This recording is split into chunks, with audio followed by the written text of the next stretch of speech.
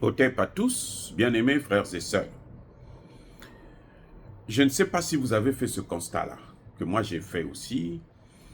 Euh, les Occidentaux actuellement, que ce soit américains, français, allemands et autres, ils envoient,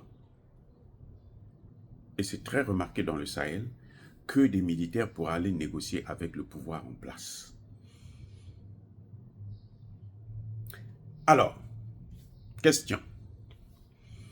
Est-ce que les militaires font la diplomatie? Réponse, non. Question. Qui est habilité à faire la diplomatie? Réponse, le diplomate. Question. Pourquoi ces Occidentaux n'envoient pas des diplomates pour aller négocier avec des pouvoirs en place, des gouvernements de transition? Même s'il y a des militaires à la tête, mais il y a aussi des civils. Mais tous les premiers ministres là, du Sahel là, sont des civils. Alors, pourquoi ils n'envoient que des militaires? Et c'est ça la vraie question. Et c'est là où c'est sur ça que je voulais vous parler. C'est cette remarque, je voudrais attirer votre attention. Regardez au Tchad. Au Tchad, ils n'envoient pas des militaires parce qu'ils occupent déjà le Tchad. La France, à elle seule, a plus de 40 000 soldats disséminés dans près d'une dizaine de bases militaires. Donc le Tchad est occupé, en quelque sorte.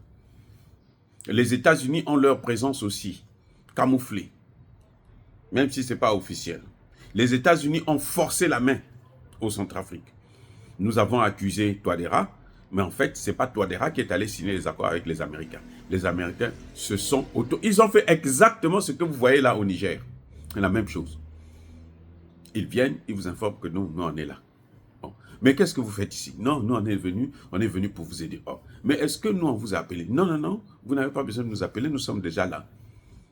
On vous met devant le fait accompli. Et quand vous avez des gouvernements de civils, ça devient encore plus compliqué. Le cas de Touadéra, qu'est-ce qu'ils ont fait? Ils ont d'abord pris toutes les sanctions au niveau du FMI, de la Banque mondiale, toutes les institutions internationales. On dit ne leur donnez pas de l'argent. Bloquez-nous ce pays, paralysez-nous ce pays. Et puis force la main, ils viennent. Voilà ce qui est en train de se passer au Centrafrique. C'est-à-dire que c'est un génocide que les Occidentaux sont en train de faire en Afrique. Ce sont des génocides. Des génocides. Parce qu'un génocide, c'est tuer des gens en masse. C'est ça qu'on appelle le génocide. Le nombre, la race, la motivation, parce que c'est des Noirs, ils ne font pas ça. En Chine, ils ne font pas ça. En Inde, ils ne font pas ça. En Amérique latine, c'est chez nous qu'ils font ça. Ils viennent, se disent, on s'en fout. Gouvernement, pas gouvernement, on ne s'occupe même pas du gouvernement, on ne négocie pas avec le gouvernement. On vient, on s'installe. Et on fait ce qu'on veut. Et c'est vous qui payez la facture. Ce que vous voyez au Niger, là, c'est exactement ce qu'il y a au Centrafrique. Exactement. Ce que pour l'instant, Touadéra n'arrive pas à négocier. Comme eux, ce sont des civils, ils veulent faire les choses selon la diplomatie. Mais ces gens-là, ils n'entendent pas les oreilles comme ça. Ils n'entendent pas ce langage-là de diplomatie. Eux, ils entendent... Mais attendez, voyons. Les États-Unis mettent 860 milliards de dollars pour leur budget militaire. Et c'est pourquoi. Mais c'est pour ce genre d'opération. Et les 860 milliards, là, quand ils vont, ça c'est pour la recherche surtout. Mais sinon, quand ils viennent s'installer en Afrique, c'est les Africains qui payent. Je vous ai déjà dit ça. C'est pareil pour les bases militaires françaises. Comme vous les voyez au Sénégal, en Côte d'Ivoire et autres, c'est avec l'argent des Ivoiriens, des Sénégalais, des Gabonais qu'ils sont là. Ce n'est pas avec l'argent des Français. Sinon, les Français allaient déjà bouder depuis très longtemps. Que non, mais attendez, comment vous prenez notre argent pour aller assurer la sécurité d'autres États? Non. Donc, ils viennent, ils vous pillent, ils n'assurent pas votre sécurité, vous êtes exposés. Vous avez vu, donc, au Gabon, Les Bongo ont régné pendant 60 ans presque, 50 ou 60 ans. Au Mali, mais ils ont régné comme ça, c'est pas de démocratie. Mais il y a des présences militaires. C'est ça qui ne doit plus se faire. Cette semaine, l'Allemagne a envoyé un général pour venir négocier avec le gouvernement. Mais c'est quoi ça? Est-ce qu'un militaire connaît ce que c'est que la diplomatie? Depuis quand les militaires font la diplomatie? Pourquoi ils ne vont pas faire la guerre en Ukraine? C'est là-bas qu'on a besoin d'eux. Ils n'ont qu'à aller faire la guerre. Nous, on n'a pas de problème avec ça. Ils n'ont qu'à aller faire leur guerre là-bas. Ils nous ont amené le terrorisme. Nous, on est en train de se battre avec ça. Et maintenant, ils veulent nous amener, revenir encore pour renforcer le terrorisme.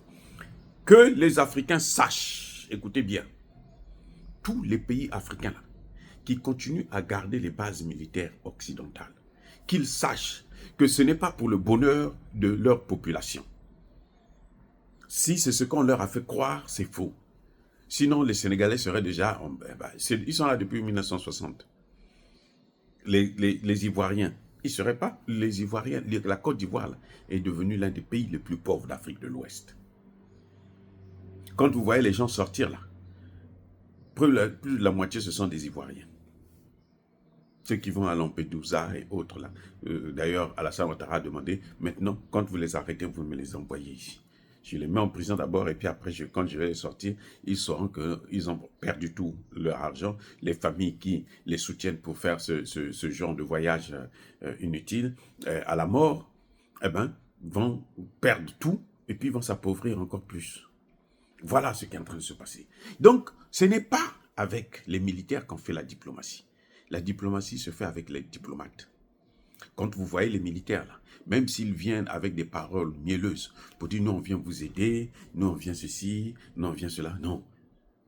Ils ont eu 60 ans après les indépendances.